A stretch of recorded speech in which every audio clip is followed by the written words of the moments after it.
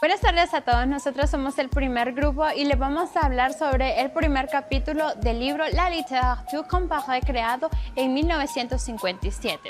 El primer capítulo habla sobre el origen y la historia.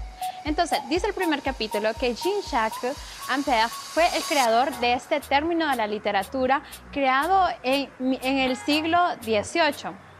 Este término se refiere a la toma de conciencia del cosmopolitismo literario.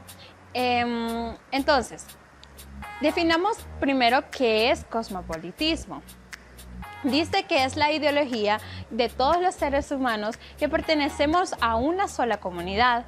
Y cosmopolita es una persona que adhiere a la idea del cosmopolitismo en cualquiera de sus obras. Bien, en la Edad Media y el Renacimiento es considerado como la época de la unión lingüística que reconoce el predominio de la lengua comprendida en todas partes. Los principales comparatistas fueron los cosmopolitas Villemin, Ampère y Quinet, pero fue hasta el final de este siglo que la literatura comparada fue considerada una disciplina. Gracias. Buenas tardes, mi nombre es Alejandra y yo le voy a dar continuación a lo que mi compañera Selfie acaba de exponerles.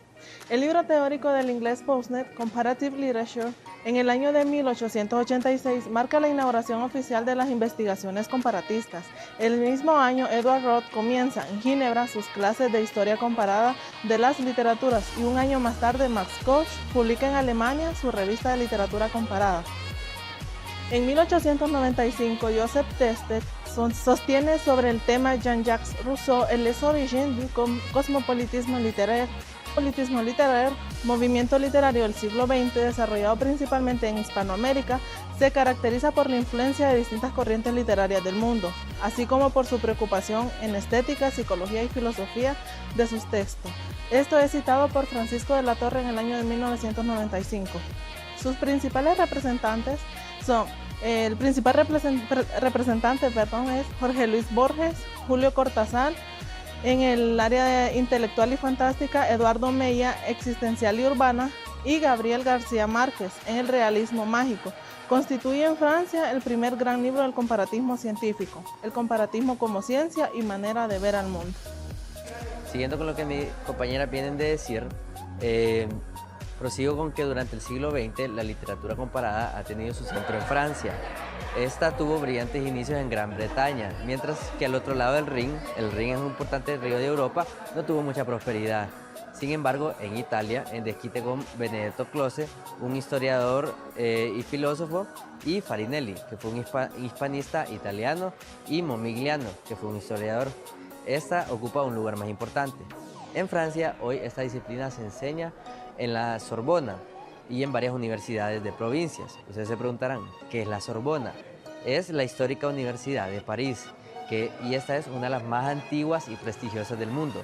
Esta fue fundada en 1253. Y bien, estos estudios son sancionados con un diploma de estudios superiores desde 1946, la cual es la licenciatura de enseñanzas de lenguas modernas. Y en esta carrera, pues se podría decir, se estudian los componentes teóricos y prácticos del origen y estructura del lenguaje en general y su aplicación a las lenguas. También estudia el significado y el de sus elementos como integrantes fundamentales de las distintas culturas. Y bueno, en resumen, este primer capítulo nos enseña claro que este libro no se destina únicamente a los investigadores, sino que quiere prestar a los investigadores el servicio de precisar los métodos de estudio a los cuales quieren dedicarse, por lo cual es necesario delimitar el campo de observación del comparatista y así prepararle para el trabajo. Entonces este libro nos dice que nos va a dar las herramientas para poder llegar a un buen estudio al comparar las lenguas.